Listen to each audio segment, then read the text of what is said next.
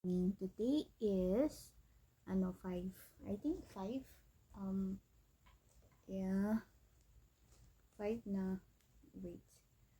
February 5. And then magwa 1 year and 1 year and 1 month na ako soon. Yun. So guys, may sasabihin pala ako sa inyo. Pag bibili ka ng one set na ganito, magkakaroon ka ng ampaw. Tapos magkakaroon ka ng $3, $5, and $2, $10. Ayan. Magagamit mo to. And then, kapag bumili ako ng organic pampalinis ng kuko, organic at pampalinis ng kuko, at retinol, ito. And then, nagkaroon ako ng $2 na ampaw. Ayan. I'm very happy. Happy naman. Kasi kapag bibili, alam nyo ba, bago ako bumili, tinitignan ko kung meron silang mga iba yung pagiging kuripot sa practical. So kapag naging practical ka, mas makakaipon ka kahit pasalapit-salapit lang. Kasi hindi ka makakabuo ng piso kung wala kang 25 centavos, 'di ba?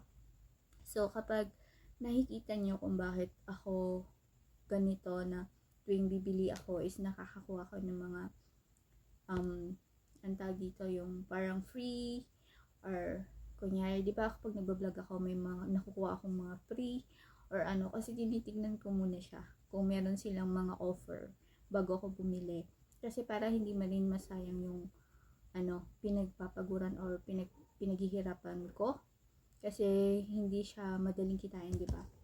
So yun lang, advice ko lang sa inyo, bago gumastos, magwaldas, tignan mo muna yung brand, kung meron silang mga offer, para at least kapag may offer, may ma-minus mo na kaagad kung magkano yung naalis doon.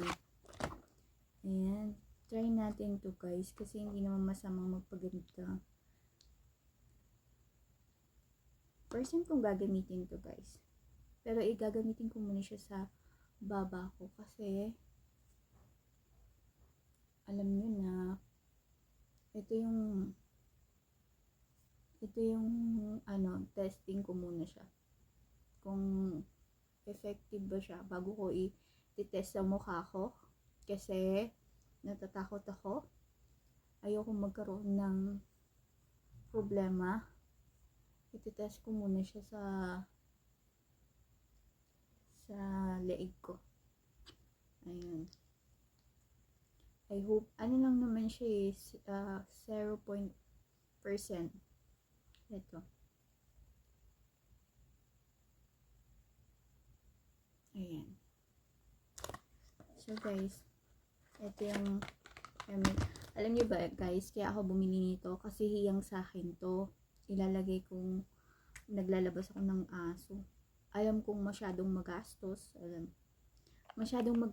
kasi lagi kang maglalagay ng sunscreen kapag naglalabas ka ng aso, lalo na kung mainit. Magastos, sa totoo lang. Sobrang gastos. Sabi na, pasensya na kayo kung ngayon lang ako nakapag-upload ng video, kasi masyado akong busy, ang dami kong ginagawa, and then yun, hindi ko gaano ma-manage yung time.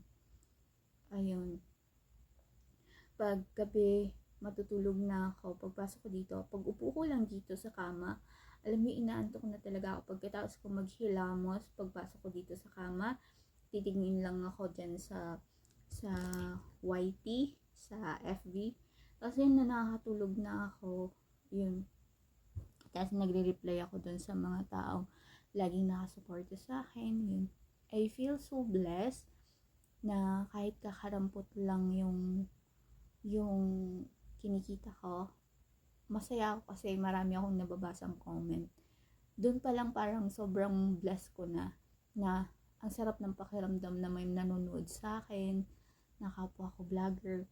ang sarap ng feeling, ganun. Pag may nababasa ako, especially kasi nga OFW ako, kapag may nababasa ako na medyo gumagaan yung loob ko. Tapos especially kay ate, na laging nakasuporta sa akin. Ayun. Si ate, yung mga mas panganay sa akin dyan, yung laging nanonood. Tapos yung nagsishare ng video ko. Very thankful ako. And, ayun. Tapos napapansin ko na gumagaan lahat yung pakiramdam ko kapag positive lagi yung nababasa ko sa comment sections. So I feel so blessed, very blessed. Yun lang. And very thankful ako kasi hindi niyo ako iniiwan sa ere. Kahit minsan late na ako mag-response. Very thankful ako kasi nga hindi niyo ako iniiwan sa ere. Yan. Lumalabas ang aking bra. So anyway guys, yun lang. So, dito ka na muna i-end yung vlog. Tsaka na lang ako, hindi ako makapag-isip kung ano yung mga iba-vlog ko. Nag-hauling lang ako at nagpaganda sa harapan nyo. Baka sakaling gumanda-ganda naman ako. Kasi alam nyo na,